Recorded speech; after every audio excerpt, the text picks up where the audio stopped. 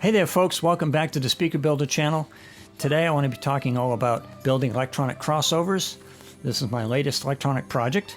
It is a three-way electronic crossover, also called an active crossover. I have a two-way version we can talk about today as well. These are designed for building an active speaker system. Now we distinguish that from an active speaker in which all the components are stuffed inside the speaker box. It should be obvious to most of us that you're not going to get a high quality product that way. That's why most folks don't really think active speakers are very high quality. Well, this is an active speaker system, and it means all the electronics are external, including the crossover and the amplifiers and so forth. Now this design eliminates the passive crossover that is commonly used in multi-driver speaker systems. So I want to talk a little bit about passive crossovers, just so that we understand the good and the bad. There are some benefits and drawbacks to using a speaker system with a passive crossover. First of all, that passive crossover lies in the signal path between the amp output and the drivers inside the speaker box. It's located inside that speaker box for convenience sake, to keep it out of the way. We never actually see it. And it utilizes various electronic parts such as capacitors, coils, and resistors. These parts apply filtering to the signal from the amp in order to create several bands of frequencies, which are then sent to the various drivers according to each driver's intended design. For example, the passive crossover will have a high pass output that will send all the high frequencies to the tweeter, and it might have a low pass sending all the low frequencies to the bass driver. And then there's for a three-way design, there's a band pass which just selects a certain band of frequencies, cutting off, filtering out the highs and the lows, and just sending the mid frequencies to the mid-range driver. I like to call it a mid-pass, but it's technically called band pass. So why are speakers designed this way? Well, the simple answer is ease of use. If you have a passive crossover inside the speaker box that takes care of all the filtering and it sets the whole multi-driver speaker system up in a single unit, that's very easy for anyone to purchase, bring home, set down in their listening space and plug in the wires, just get the polarity correct, and off you go. And this is going to maximize sales, because anyone, no matter how smart you are about speaker systems, can buy and utilize that kind of a speaker. And it's so ubiquitous that no one ever, at this point, no one's ever even questioning that. So I want to take a minute and explain why is it necessary to eliminate this passive crossover? Don't speaker systems sound perfectly fine the way they are? Well, the amplifier's output signal, of course, must travel through all those electronic parts, and those parts will have a significant effect on the quality of the signal prior to arriving at the drivers. And it doesn't matter how high quality. I built passive crossovers with very expensive parts, coils that are 25 bucks a piece, but there's no avoiding the loss in signal clarity and so forth. And so when the signal goes through those passive parts and onto the drivers. In a high quality reproduction system, every component in the signal chain must carefully be scrutinized to assure the least negative sonic impact on that signal as it travels from the original source all the way to your ears. So we got to consider everything in the signal path here, and that passive crossover is a major concern once we understand the negative impact it has on the quality of the sound. So the speaker system as a whole has a far greater impact on the quality of the reproduction system than all other components combined. And so we have to really carefully look at this speaker system and see, is this the best it can be? Well, that passive crossover's got to go if we want real high quality speaker system. And I just don't understand why more people don't really grasp that. And so that's kind of why I'm sharing it now and why I'm emphasizing building electronic crossovers. I want to encourage folks in building active speaker systems.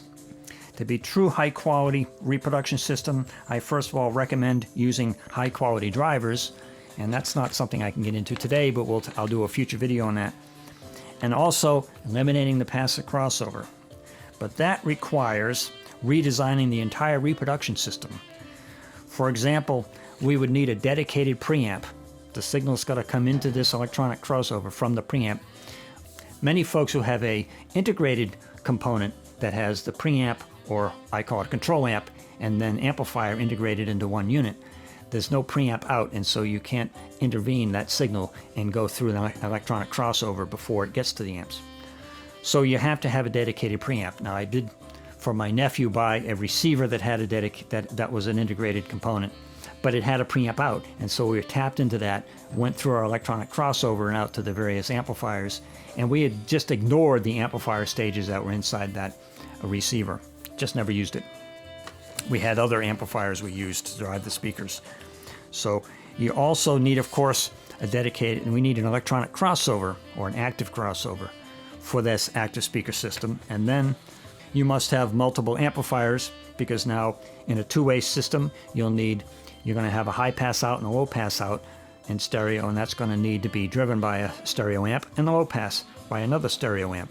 So the two-way active system requires two stereo amplifiers. This system, involving a three-way electronic crossover, requires three stereo amplifiers. Well, you could use just a mono amp for the bass, but I always run two bass drivers. It just sounds much better. So it then requires three stereo amps to drive the three pairs of speakers in a three-way stereo speaker system. Now, if you want to see what that looks like, go to my video called Top of the Mountain, and that I go through my three-way active speaker system there that I listen to every day. And it's not this. This is actually a second three-way active speaker system I'm building, but that's the one I listen to every day, the Top of the Mountain. And I go through the entire system and how that all works, so you can get a look at what an active speaker system looks like.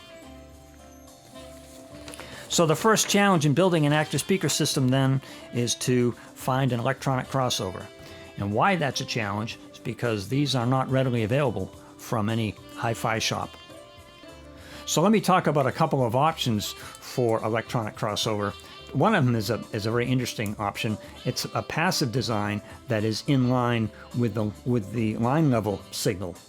And these little passive filters that are RCA female and male, and you send a signal through it, and it goes through, and this is a high pass. That high pass is 100 cycles up, and then I have a low pass for 100 cycles down. You could build a two-way, and it would be a passive satellite speaker and then an active amp for the bass driver.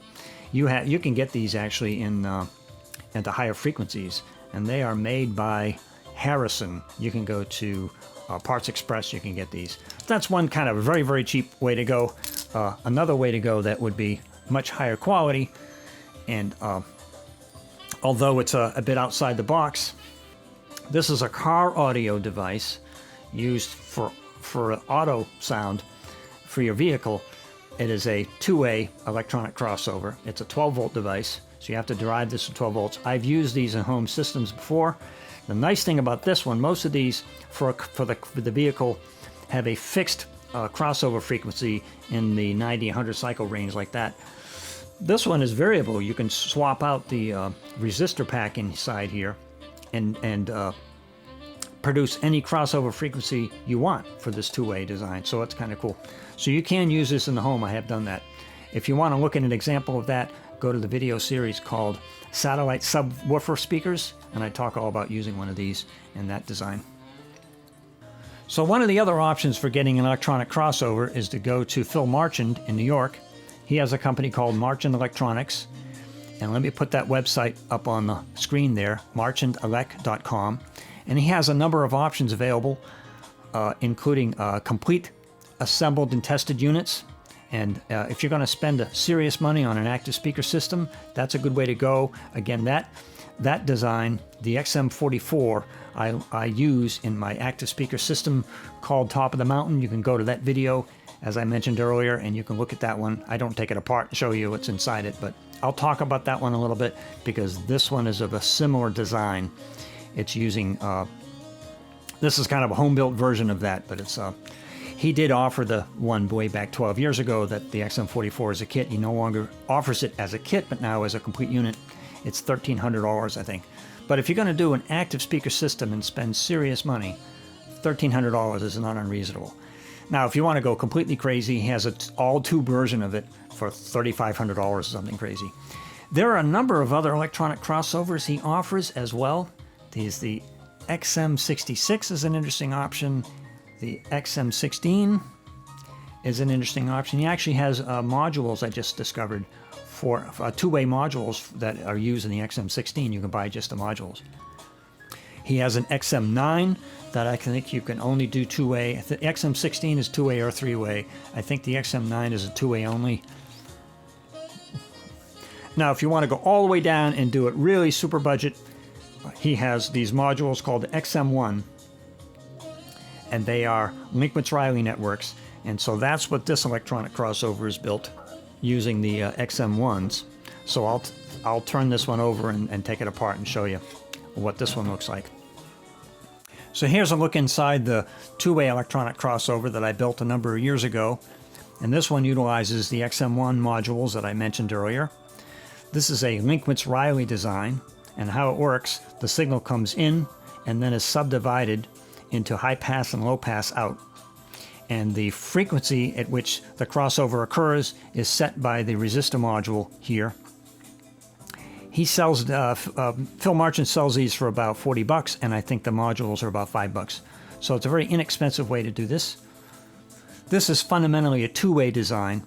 If you want to make it a three-way design, you have to subdivide the signal twice. So how that would work, suppose this were just a left channel, signal would come in and subdivide, say we'll subdivide to the high pass out.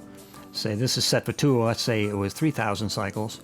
You'd send the high pass out to the tweeter to keep the signal path as short as possible for the high frequencies, and then come out the low pass at 3,000 down and send it back into another electronic crossover, and now it's subdivided again into high pass and low pass. This time you're choosing, say, 100 or 150 cycle crossover frequency.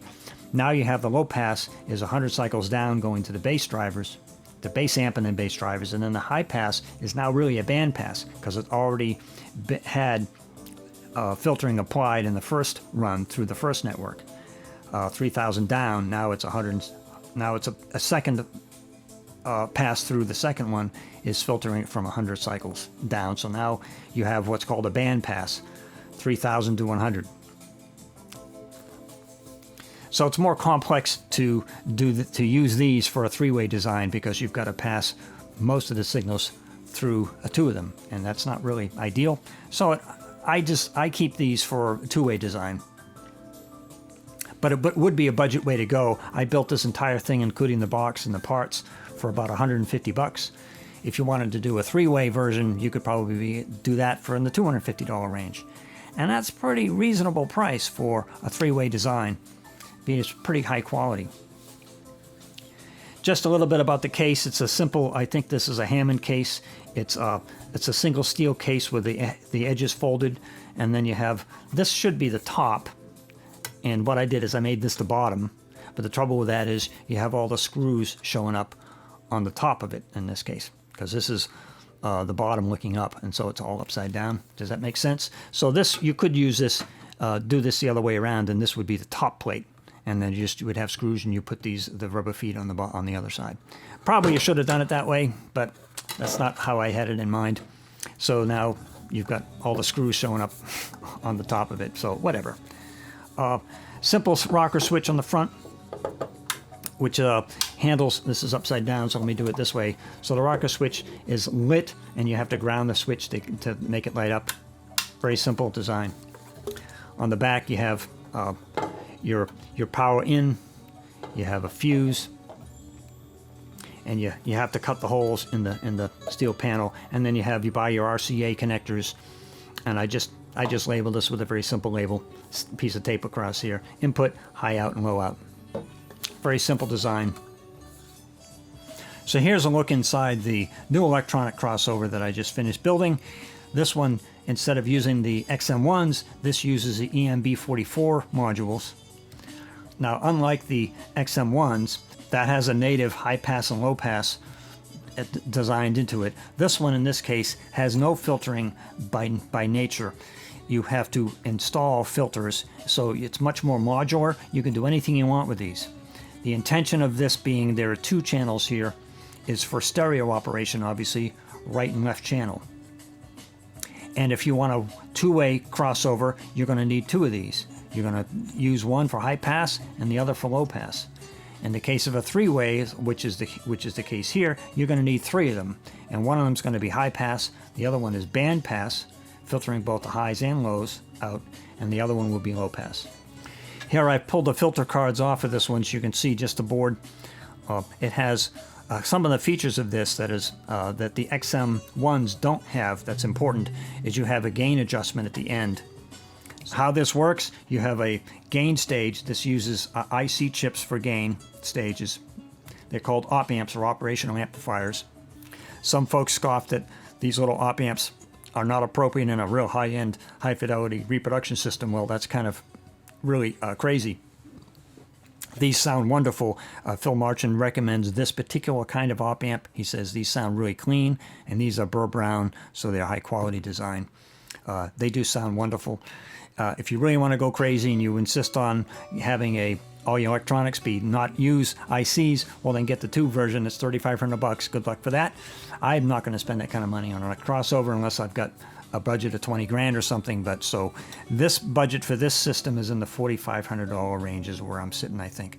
And so these sound wonderful, so I wouldn't be concerned about it.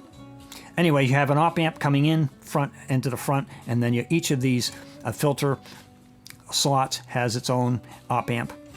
Now this would utilize either both or one, and if you're going to use just one, you use P2, and P1 in this case is bypassed. So this little dip switch here, not a dip switch, but the little pins, you pin them to either on or off. You set this to either on or off. So we've set these to off because this is high pass only. So I'll put these cards back in. You get these filter cards, and Phil Marchin makes these, and then he lists on it what it is. This is a 3000 high pass, so we'll plug this in. And of course, right channel and left channel.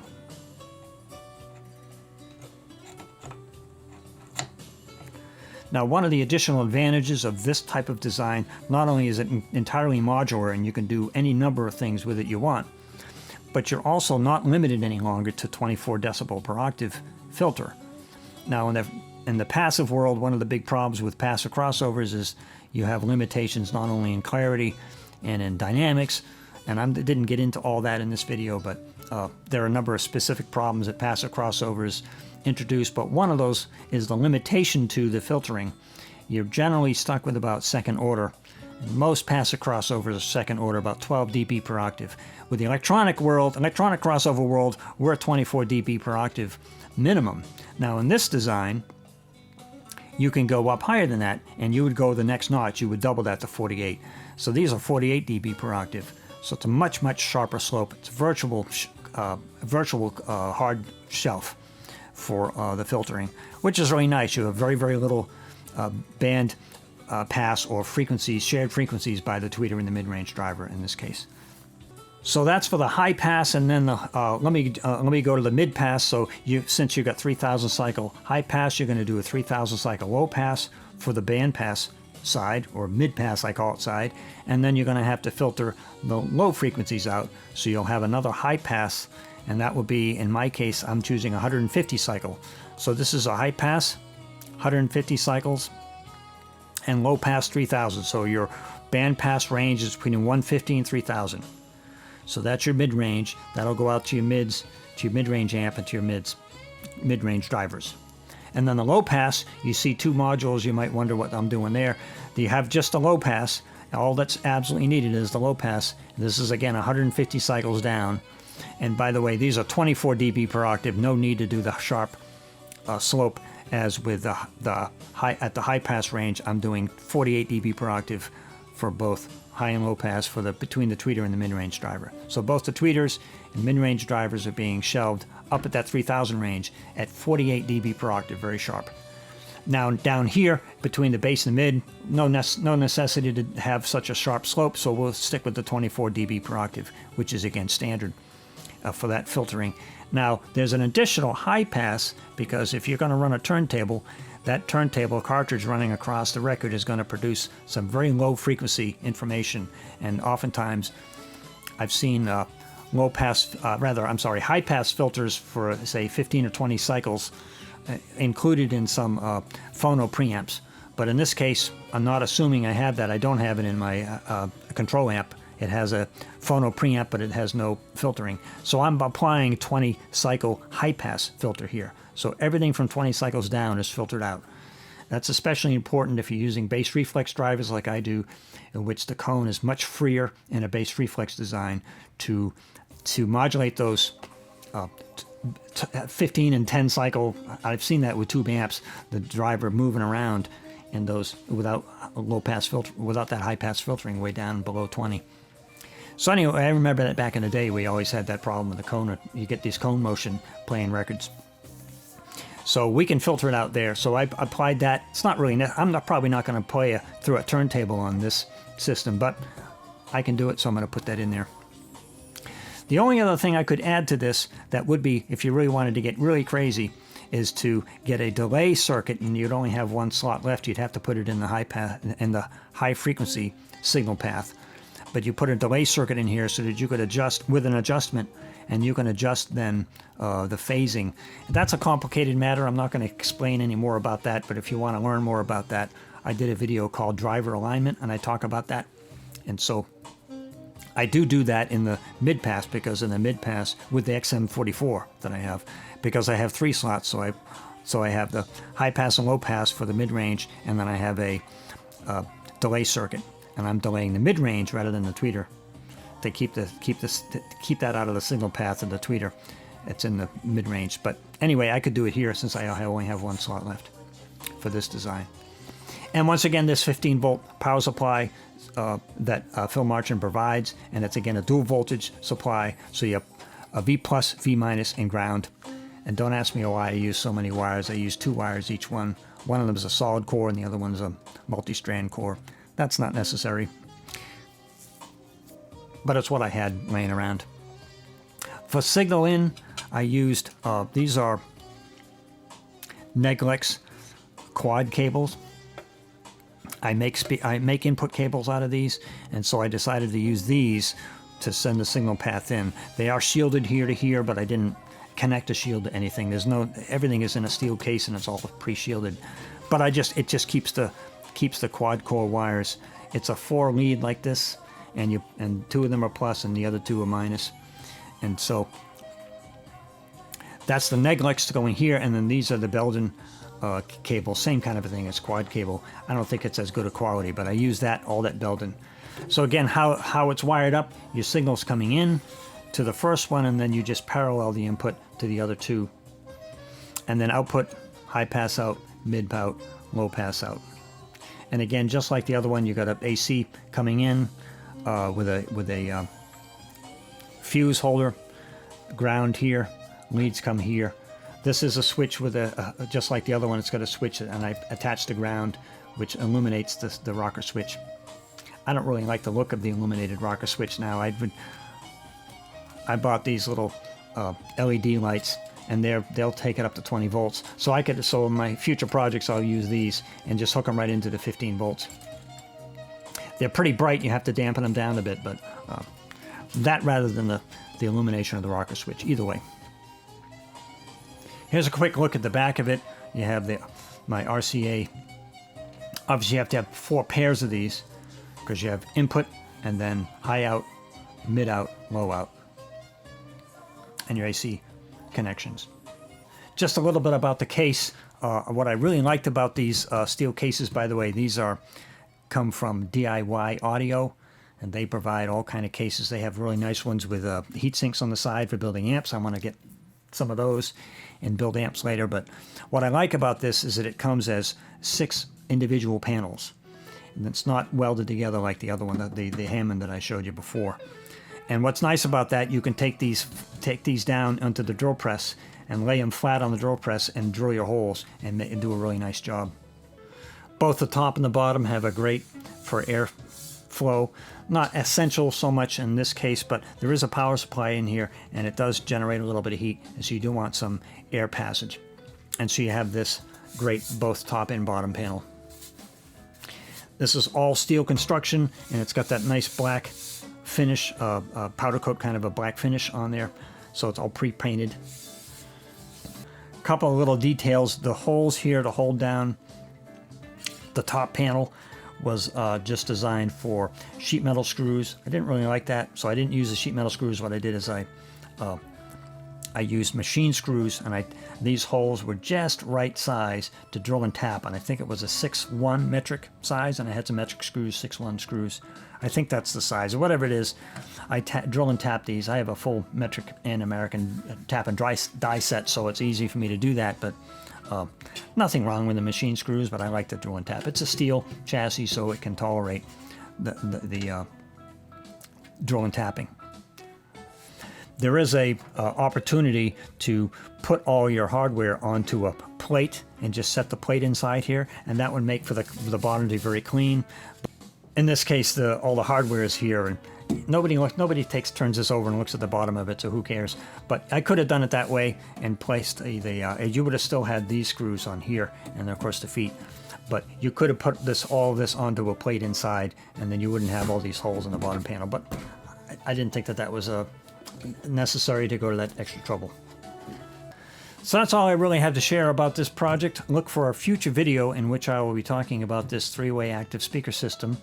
I have a little ways to go. I'm going to build another amp for it, and there's some other tweaks I want to make to it. And then when I'm finally really happy with it, then I will do a video on it, and you'll see this crossover once again. So thanks for watching, and we'll see you next time.